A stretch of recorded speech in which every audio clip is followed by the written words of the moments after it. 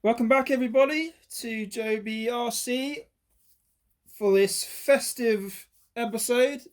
It is currently Christmas Day here, so I thought I'd get a video out on Christmas Day. I did film it yesterday, so I'm not wasting my time on Christmas doing videos. Just wanted to get one out so that I could update you on everything. Biggest update I've got, we have some parts. We have one drive shaft, two drive shafts, and the main event, the gearbox or transmission. So yes, this is the original transmission out of an old truck, but it is pretty much the only way you can get one unless you spend money on all the individual parts. They don't do anything upgraded for them, not that I know of and not that I've researched yet, but that's the way we're going with it. So this episode will be just getting all that in and finishing all the transmission parts for that truck. And also I have another update for you. I recently had someone question me about Optimus Prime. You'll know who you are if you're watching. And I have a little update to show you. The color I've put on it isn't right, I know that, but it will be updated and changed to make it right. But for now, I'll drag it out and show you what I mean. So Optimus Prime now has his rear mudguard on. So I've put a full, that's exactly what it would, almost exactly what it would be in the toy itself. So I reckon that's the most accurate way I can do it. But it does look slightly better blue on camera, but in person it is very light and it does need to be darker. So I may have to redo that again just to give it a bit more depth in the blue. You can sort of see if I get close, it's not quite right. But that's what it's going to be like. That's how it's going to look. And maybe to answer another question, side graphics, I have struggled quite a lot to find the right size for those. So at the moment I don't have any way of doing those. So if anyone has found out or knows a way, give me a comment. Trailer wise, I'm basically waiting for a bit of spare funding to get a trailer for him, but trailer will come at some point. So at some point we'll do another update on him and he'll have a trailer and we'll work out what we do with that. But for now, that is the Optimus Prime update, and I reckon he's looking pretty good. So we'll put him aside for now and we'll get these parts open and we'll start chucking these into the truck. So let me get them open and show you what we've got. Okay, there we go. That's the ones. So we'll start with this front one. Being GPM alloy, full alloy drive shaft, and it's also, as you can see, a lot stronger setup on the end there. It's not just little splines that will break straight away. It's a solid setup, so it's a lot stronger than the original, and this one is the one that always breaks, so that's good to see on that.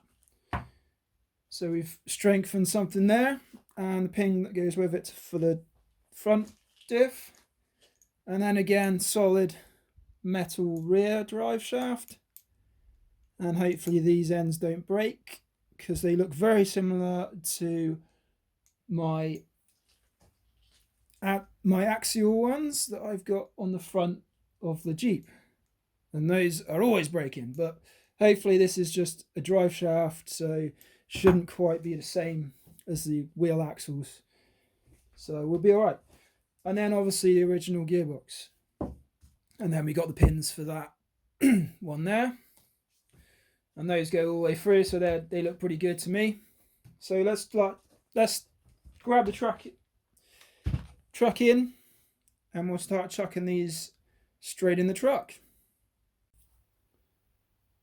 Okay guys, so the easiest way to do this front drive shaft piece into the front diff I've seen from previous videos is basically just to slot it in from underneath, if I can actually get there.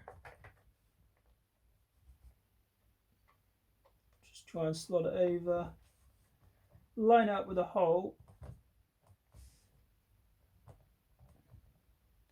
and it will just go in from this top down through. I've obviously put a piece of Loctite, a little bit of Loctite on this, just to help it.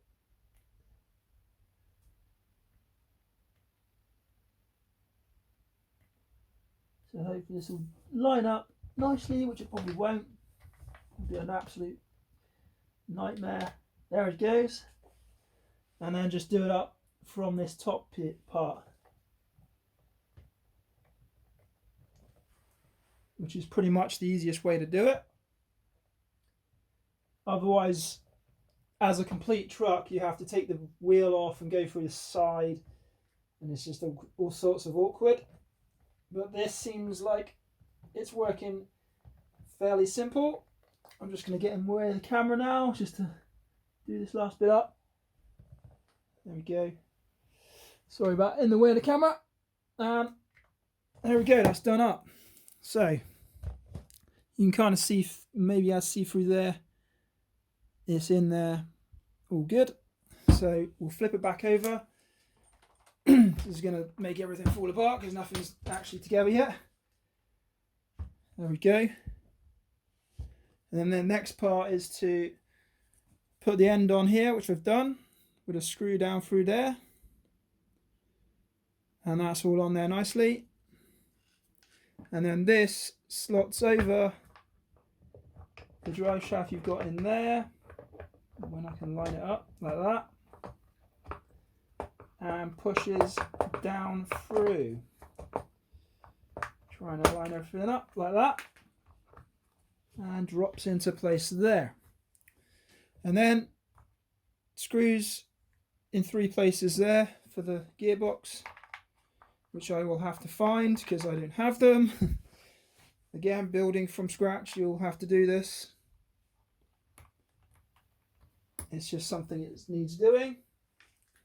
And then it's a case of getting this rear drive shaft in. So that's basically just a simple into the gearbox, pin down through there, into the rear, pin down through there, and it's in. And I'll just get that done for you. Okay, and there it is. So gearbox is in, 3 screws. I managed to find some screws in my spares box, which everyone should have if they've built quite a few of these little bits and pieces. They are just a standard sort of Allen key round top. Yeah, you should be able to find the right size. Just sort of, they're slightly bigger than the sort of tiny little ones that they use.